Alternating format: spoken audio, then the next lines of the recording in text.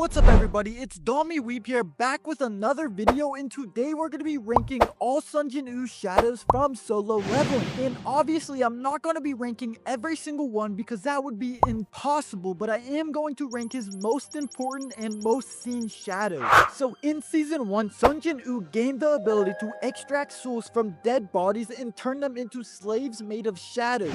The strength of each shadow is similar to their original bodies, but they can also grow stronger over time while developing unique personalities. This ranking will assess the shadows based on both their power and their entertainment value, so let's begin. But before we get into the video, please for me, like, comment, and subscribe, and also join my Discord server. We just got done with the giveaway, so make sure you're there for the next. So with that out of the way, let's get into ranking and explaining all of Jin-Woo shadows from solo leveling. Well, first, I feel like this is important to say, but I'll mention all the shadows revealed so far in the anime and then give a spoiler warning before I dive into Manhwa territory. So let's start with Jinwoo's first real shadow in season 1, and that would be none other than Marshal Igris. Igris is one of the only few characters who was capable of beating Jin-Woo when he was alive. However, he refused to use his sword and instead fought Jin-Woo hand to hand. Even though that led to his death, he ended up getting a second life as a loyal shadow warrior for his master. He was also the reason we got the iconic Arise moment. Igris is an easy S tier shadow, but in terms of power, he ranks 3rd. That being said, can you guess who would be ranked at the top as the strongest shadow? Comment below before I reveal it, and let's see if you guessed it right. Next, I'm gonna rank all the common unnamed, such as the random NPC knights and mages Jinwoo killed in the dungeon before he reached Igris. I'm gonna go ahead and rank them as C tier because they are so weak and they have no defined personality or character. The best way to explain the knights and mages in solo leveling is basically comparing it to kunai in Naruto. It does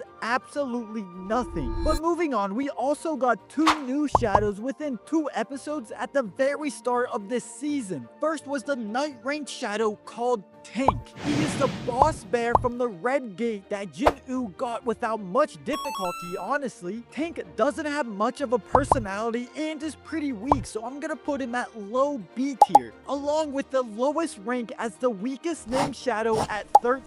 But alongside Tank, we also got the shadow of Kim Chul, a Korean A-rank hunter under the White Tiger Guild. He was the annoying guy with an inflated ego who tried to abandon all the lower ranking members of his team within the Red Gate. But because of Jin-Woo, who led the team of weaklings, they survived, whereas Kim's team was eviscerated. So after losing all his aura, Kim ran back to the team of weaklings and was flabbergasted to see them living in comfort. He gets so jealous of them that he tries to attack Jinwoo and like an idiot dies at his hand and becomes a shadow slave called Iron. And honestly, his shadow version is very funny and not weak either. But his real life version was so bad, so I'm gonna have to put him at low A tier. But I will be fair and rank him as the 7th strongest shadow. From here on out, we will discuss the later events of season 2, so make sure you have caught up. And while you're at it, make sure to like and subscribe for more anime content. So next, we have the goated wizard shadow Tusk. He was the first general rank shadow gained from Kargalgan. Originally, he was a high orc shaman defeated by Jinwoo during the Hunter Guild's Gate arc. After being resurrected, Tusk becomes one of Jinwoo's most potent magic users, known for his devastating area of effect spells and high intelligence,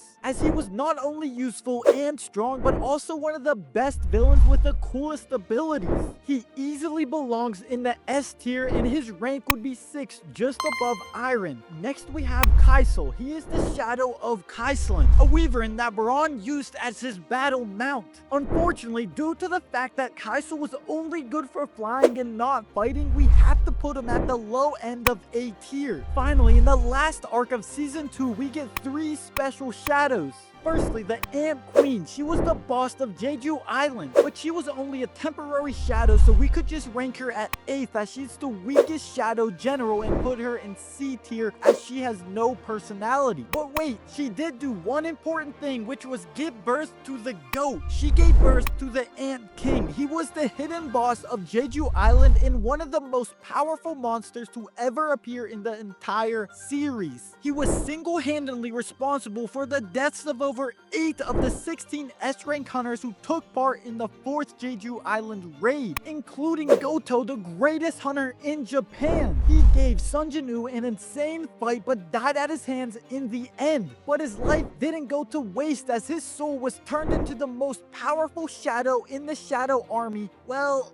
at least for a while. He also has some of the funniest moments in the series and has a lot of personality. He easily goes in S tier. His power ranking also has to be tied at number 3 alongside Igris because both of them are shadow marshals. The last shadow soldier we got in season 2 was Ming Byung-gul. He was one of the healer hunters in the Jeju Island arc and ended up getting killed by the Ant Queen. But after Jin-woo killed the Ant King, he revived Min as a shadow soldier in order to heal Cha Hae-in. But once Min had done his job, Jin-woo decided to honor Baek's request to allow Min to rest in peace and terminate the extraction, allowing his soul to pass on peacefully. Even though Min was only a temporary shadow who was only useful once, I think we should honor his sacrifice and put him in A tier, and his rank being just above tank at 12. And finally, we are moving past season 2 and into the Manhwa territory. Started with Jima, who is the Naga's boss of the Aijin's Guild's first A-rank gate. Even though he is considered strong, we haven't seen much from him, so he goes into the low B tier and ranks just below Kaisel at 9. And finally, we can rank the worst villain yet, one of the best shadows. Of course, I'm talking about Greed, who was the shadow of Hwang Dong-soo. Dong-soo might have been an infuriating character, but seeing him get cooked by Jin-woo was extremely satisfying. In the end, he was even punished after death as a shadow. So even though I don't like his character, the fact that the story bullies him easily makes me put him at A tier. And as he is the shadow of an S-class hunter and considered a general, his power ranking is right above Tusk at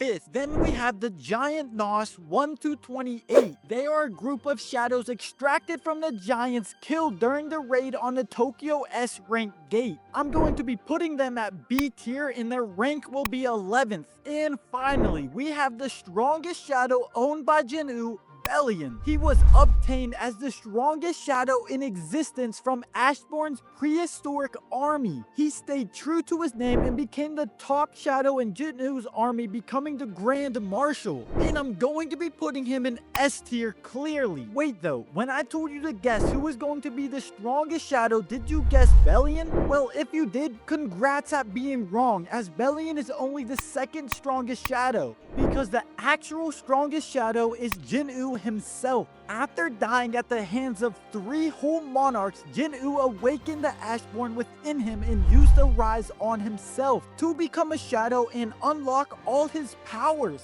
making the Shadow Monarch himself the #1 shadow. And with that, that's my rankings. Let me know in the comments below if you agree or disagree with me. And honestly, if I had a shadow army, I would be one lazy motherfucker